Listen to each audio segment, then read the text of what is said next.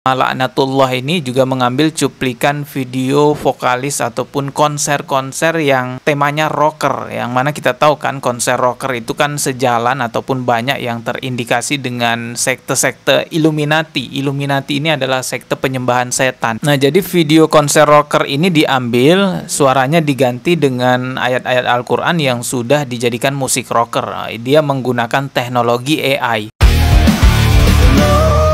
أقسم بيوم القيامة ولا أقسم بالنفس اللوامة أيحسب الإنسان أن لن نجمع عظامه. Lagunya lagu nyanyian, music.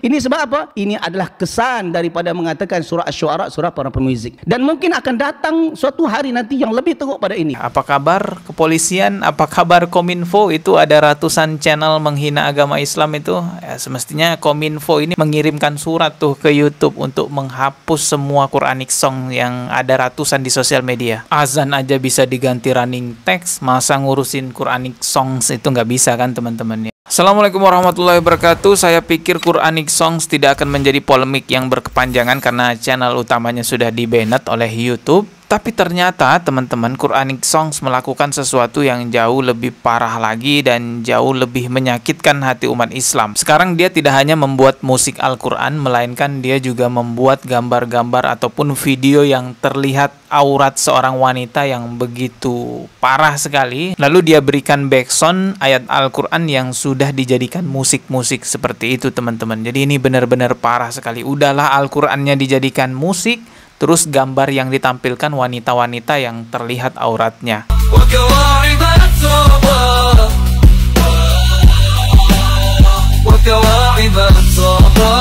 Astagfirullahalazim. Dia mengolok surah An-Naba ayat ke-33. Wa kawaiba atroba, yang memang artinya itu gadis-gadis melok atau gadis-gadis yang cantik. Dia buatkan visualnya seorang perempuan yang menampakkan auratnya. Tidak hanya sampai di situ, penista agama Laknatullah ini juga mengambil cuplikan video vokalis ataupun konser-konser yang temanya rocker, yang mana kita tahu kan konser rocker itu kan sejalan ataupun banyak yang terindikasi dengan sekte-sekte Illuminati. Illuminati ini adalah sekte penyembahan setan. Nah, jadi video konser rocker ini diambil, suaranya diganti dengan ayat-ayat Al-Quran yang sudah dijadikan musik rocker. Dia menggunakan teknologi AI. أقسم بيوم القيامة ولا أقسم بالنفس اللوامة أيحسب الإنسان أن لن نجمع عظامه. Jadi seolah-olah ayat suci Al-Quran dilantunkan di konser tersebut, ya konser rocker lah itu teman-teman, dengan genre musik rocker. Dia kan satu channel YouTube-nya yang berjumlah puluhan ribu subscriber udah dihapus nih, video-videonya udah dihapus juga channelnya teman-teman. Ternyata dia bikin puluhan atau ratusan channel-channel yang baru, dan tidak hanya di YouTube, tapi dia juga mengembangkan di Facebook, di TikTok, kemungkinan juga ada di Instagram. Saya jarang pakai Instagram soalnya, jadi nggak begitu tahu tentang perkembangan di Instagram. Ini orang memang niat banget ya menyerang agama Islam. Saya sendiri nggak tahu motif dia itu apa sebenarnya. Apakah dia mencari uang di sosial media? Apakah dia berharap AdSense-nya gitu ya? Atau apalah? Atau memang dia punya kebencian khusus terhadap agama Islam? Yang jelas apa yang dia lakukan itu terlihat effortnya itu dia benar-benar berusaha menjelek-jelekan agama Islam, merusak syariat Islam. Bayangin tuh, satu channel YouTube dihapus, dia bikin ratusan channel YouTube lainnya.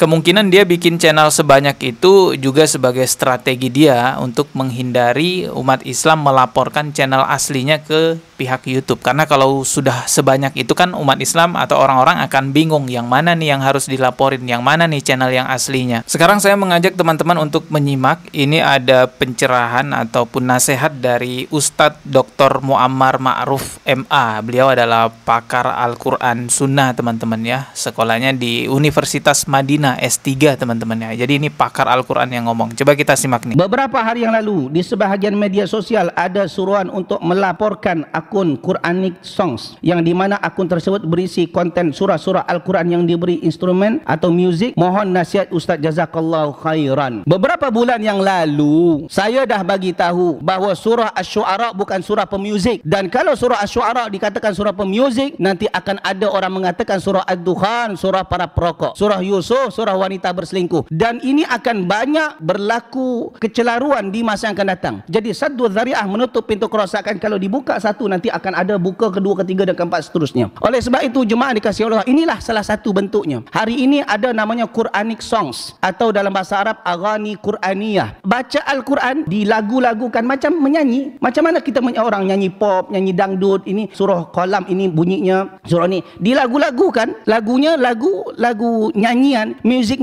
Ini sebab apa? Ini adalah kesan daripada mengatakan surah Asy-Syu'ara surah para pemuzik. Dan mungkin akan datang suatu hari nanti yang lebih teruk pada ini. Ingat, macam mana pun orang berusaha nak jatuhkan kehormatan Al-Quran, bahawa Allah Subhanahu wa taala berfirman, inna nahnu nazzalna dzikra wa inna lahu lahafizun. Kami yang turunkan Al-Quran dan kami juga yang menjaganya. Cuma permasalahan jemaah dikasihi oleh Allah, ketika Allah jaga Al-Quran ni, kita di barisan yang mana? Barisan yang ikut menyokong terselamatnya kehormatan Al-Quran, atau bagi barisan orang yang menjatuhkan kehormatan Al-Quran? Tanya kepada diri sendiri. Allah Ta'ala alam. Ya, betul sekali. Coba tanya kepada diri kalian masing-masing. Kalian ada di barisan mana?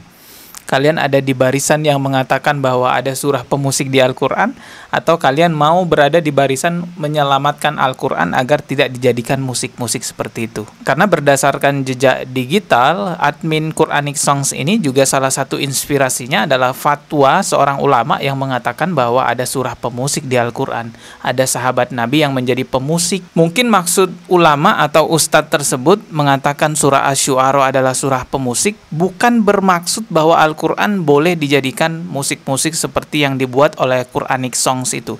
Tapi dengan fatwa adanya surah pemusik di Al-Quran, dengan fatwa adanya sahabat Rasulullah yang menjadi pemusik, ini adalah fatwa atau perkataan blunder yang pada akhirnya menginspirasi orang menjadikan Al-Quran sebagai musik-musik dangdut, musik rock, musik DJ. Dan benar apa yang dikatakan oleh Ustadz Dr. Muammar Ma'ruf tadi, ke depan akan ada hal yang jauh lebih parah lagi, ke depan akan ada hal yang jauh lebih teruk lagi. Ini sebab apa? Ini adalah kesan daripada mengatakan surah Asy-Syu'ara surah para pemuzik. Dan mungkin akan datang suatu hari nanti yang lebih teruk pada ini. Ke depan anak cucu kita mungkin jauh lebih berat lagi mempertahankan iman Islamnya, mempertahankan akidahnya. Jangankan 50 tahun ke depan, sekarang aja teman-teman ya, orang-orang yang tegas dengan sunnah malah dituduh Wahabi. Oh, nggak ngaji ini, celeng berarti Wahabi mereka. Nah, orang-orang seperti Gufron itulah yang justru aman-aman aja di negara kita. Gufron itu katanya punya 8 lembaga pondok pesantren loh. Itu aman-aman aja, nggak tersentuh oleh MUI, nggak tersentuh oleh aparat dan lain sebagainya. Padahal pernyataannya udah ngawur-ngawur. Nah, giliran kita-kita yang mendakwakan sunnah, yang mengkritik fatwa-fatwa nyeleneh, ada surah pemusik di Al-Quran, malah dituduh Wahabi lah dan lain sebagainya. Bahkan ada yang sampai dicari-cari skripsinya. Wah, bahaya nih nanti kalau skripsi saya juga dicari-cari. Ya parah sih.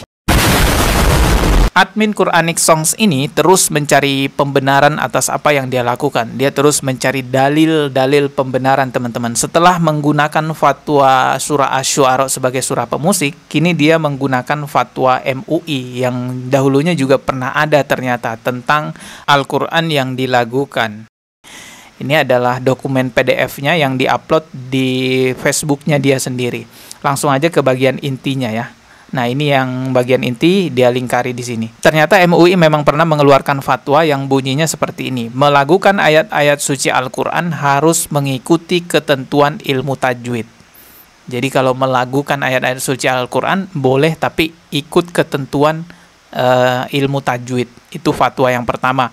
Fatwa yang kedua, boleh menyanyikan melagukan. Wah, ini boleh menyanyikan melagukan terjemahan Al-Quran, karena terjemahan Al-Quran tidak termasuk hukum Quran. Nah, itulah ya, dalil yang digunakan oleh admin Quranic Songs ini. Akhirnya dia bikin postingan lagi seperti ini. Oke, dan alhamdulillah setelah cek fatwa MUI memperbolehkan menyanyi menggunakan terjemahan ayat-ayat Al-Quran. Kalau pakai bahasa Arabnya harus sesuai ilmu tajwid. Jadi Quranic Songs kemarin yang saya buat tidak menyalahi fatwa MUI. Lah dia salah paham dengan yang dimaksud fatwa MUI. Padahal yang dimaksud oleh fatwa MUI boleh melakukan asal sesuai tajwid. Garis bawahi boleh melakukan, bukan memusikkan. Ya Allah, itu coba dibaca lagi fatwa MUI. Boleh melakukan, bukan boleh memusikkan. Gak ada ulama yang berfatwa bahwa Al-Quran boleh dimusikkan, teman-teman. Kalau dilakukan memang ada 7 irama senandung Al-Quran yang memang sering dilakukan oleh ulama. Ada yang namanya bayati, ada yang namanya hijaz, ada yang namanya jiharka. Saya nggak hafal sih semuanya itu, teman-teman. Mungkin ada yang lebih tahu tuh. Jadi boleh dilakukan itu maksudnya bukan dimusikkan, apalagi dibuatin musik DJ, musik rocker. Anda bayangin coba nanti orang sholat baca surah Al-Fatihahnya pakai DJ, baca surah Al-Fatihahnya pakai irama rocker. Nauzubillahi min zalik, ya Allah. Kalau menurut saya sih ini udah masuklah penistaan agama, teman-teman ya. Apa kabar kepolisian? Apa kabar Kominfo? Itu ada ratusan channel menghina agama Islam itu. Ya, semestinya Kominfo ini mengirimkan surat tuh ke YouTube untuk menghapus semua Quranic Song yang ada ratusan di sosial media. Azan aja bisa diganti running text, masa ngurusin Quranic Songs itu nggak bisa kan, teman-teman ya.